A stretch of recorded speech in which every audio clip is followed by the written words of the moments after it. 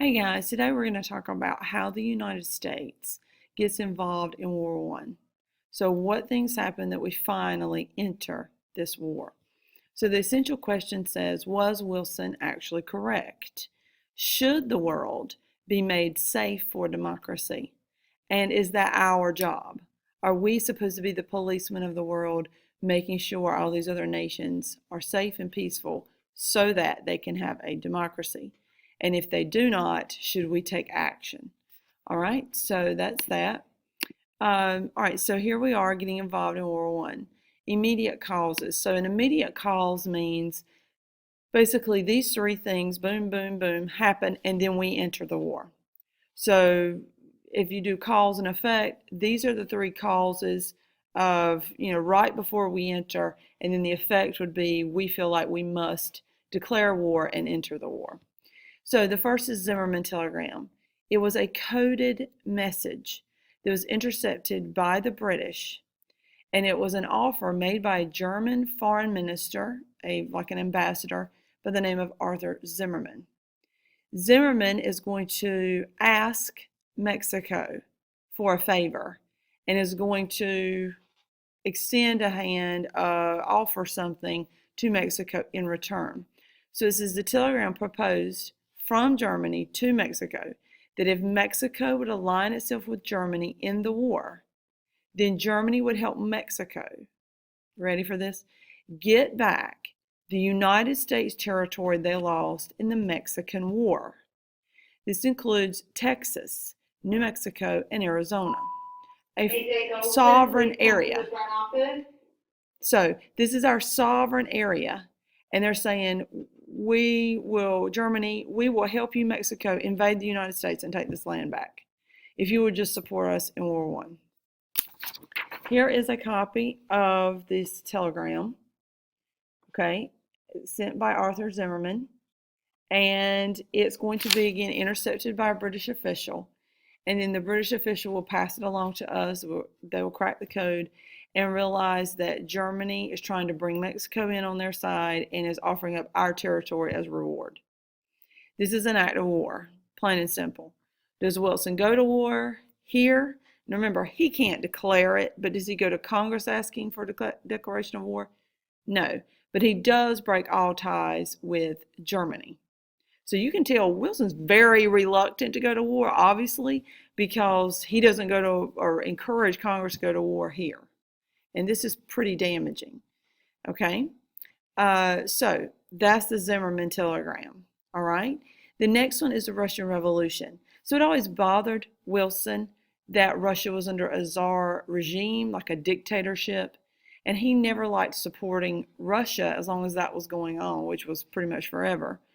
Remember, they are in the alliance, in the Entente, with Britain and France. Britain, France, Russia. So if we go in on the side of this Entente, we're going in the side of Russia. He doesn't like how Russia's running things. But the thing is that the people, on March 15th, the Russian revolutionaries overthrow this czar regime, and Russia is now a free republic, which they do not have a history of, and it makes Wilson feel better about going into the war to help Russia. The last one is U-boat attacks.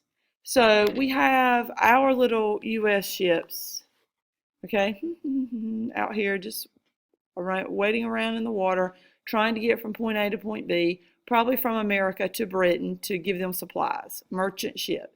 Does not have any arms on it, okay? No arms, no weapons, just supplies. So it's out here floating around, and here comes the German U-boat, okay?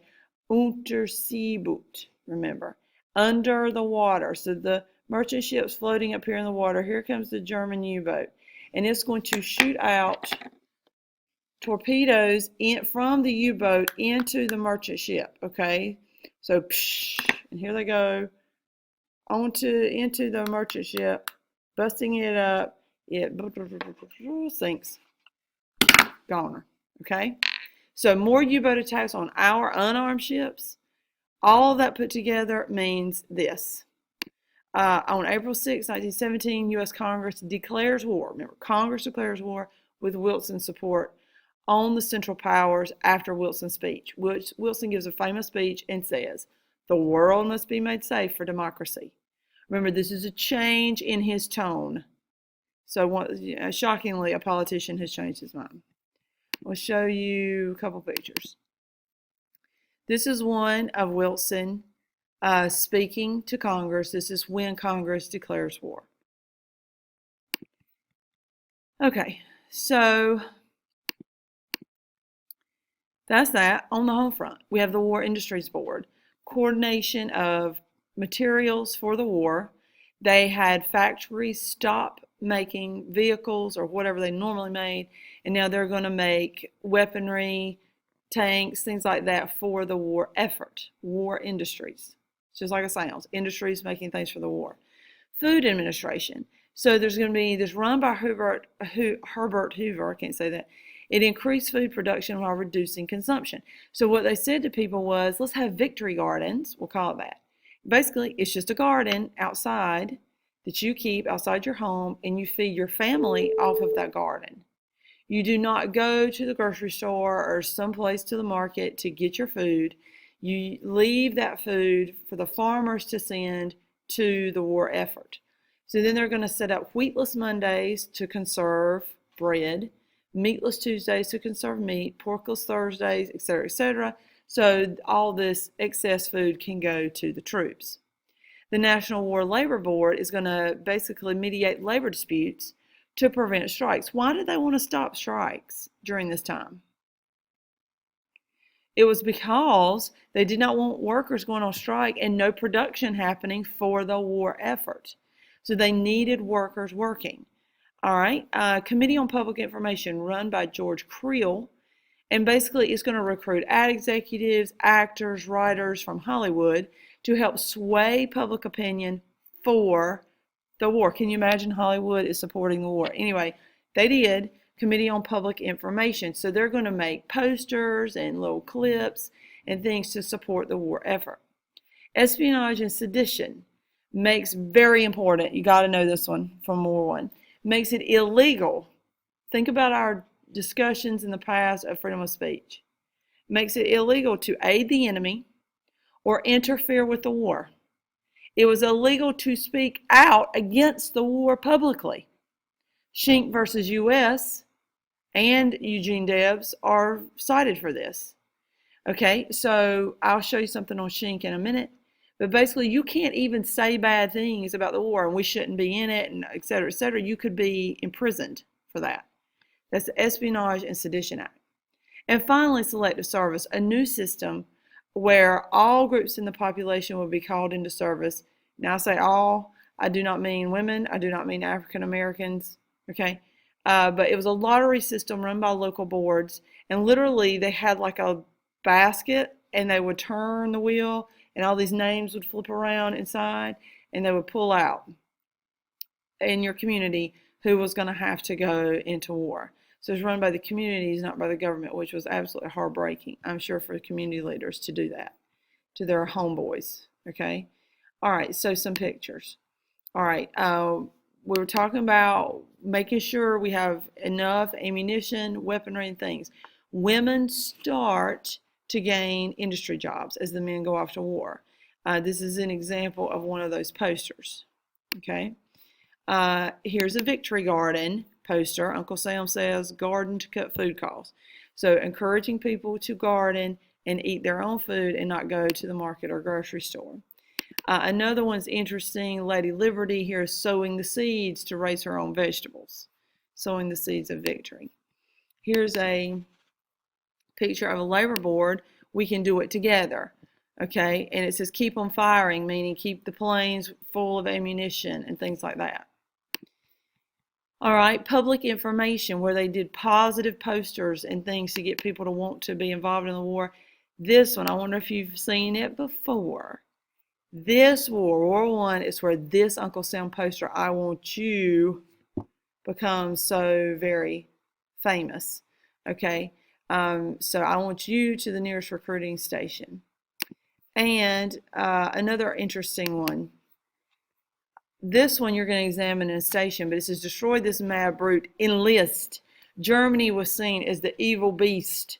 And here is freedom, the woman, okay, who's being taken away by this horrible beast, and we need to destroy him. Okay, here is the Sedition Act. And I love this cartoon. It's showing Lady Liberty's torch of freedom being taken out of her hand by the espionage sedition, that you can't even speak out against the war. Schenck versus U.S., I mentioned him. So here is this one. You have to know about his case for the final exam. This is a clear and present danger test. So it said basically if anything you're doing espouses a clear and present danger to the public, to the military, then you can be arrested. So it says Schenck violated this act by mailing leaflets to draft-age men, encouraging them to resist selective service, to resist being drafted, so to speak, the conscription. And basically the Supreme Court ruled this posed an immediate danger to America, because what if everyone dies to draft? Then we would have no soldiers. So they said that poses a clear and present danger to the military and our peace effort. So basically it says, this is where you get the idea. Chief Justice Holmes wrote that the Constitution does not protect a person who falsely yells fire in a theater and causes panic. So they're saying this freedom of speech against the war effort, hurting the military, if it poses a clear and present danger, is not protected speech. Isn't that interesting? So that's that. Eugene Debs will be arrested for speaking out against the war. Remember, he's a socialist, and he will be put into jail also. Okay, effects on American society is where we're going to wrap up. So 1 million women join the workforce. I showed you a picture already in the shipyards, factories, and things like that. I think I've hit all of that. Oh, here's the Debs thing, sorry. And selective service. Attention, all males must register. So all these women are going to join the workforce. And then we have the Great Migration, which we're going to talk about a million times. You need to know Ford Motor Company and other motor companies go south, trying to encourage African Americans to come fill these jobs that have been left by the white males that have gone off to war. And they're going to promise them high wages, make all these promises to them about work. And this leads to a huge migration of African Americans from the rural South. Remember, where they probably had family going back to days of slavery. Now they're going to move up into Chicago, New York, Cleveland, Detroit. Okay, this is why today we have a high African American population in all 4 of these cities, is because of the Great Migration. When white males went off to war in World War I, and African Americans were encouraged to come up into the northern factories and take those jobs. All right, so a couple of pictures of that. I love this picture. It's one of my favorites. See how nicely they're dressed? And they have packed everything onto this car, and they're headed north in the Great Migration. Another one is a map showing you how many people go and where they go. You see most of it is up north to northern cities, to these industry cities to find work in the factories. Some of them go out to California. And these folks are called exodusers. They exit. Okay, it's like the Great Exodus. They're leaving the South and going primarily northeast or Midwest, but in the north, and out to the West Coast. Okay, so you see the states that they're leaving and where they're going to get these jobs. All right, so let's go back to our essential question. And it was Wilson correct? Should the world be made safe for democracy? Should we be in charge of policing the world? That's up to you. You just need to answer yes, no, and why you think we should have entered the war to make things safe, or why we should not have. By the way, make sure at the end of these notes that you write your summary. Okay? Thanks, guys.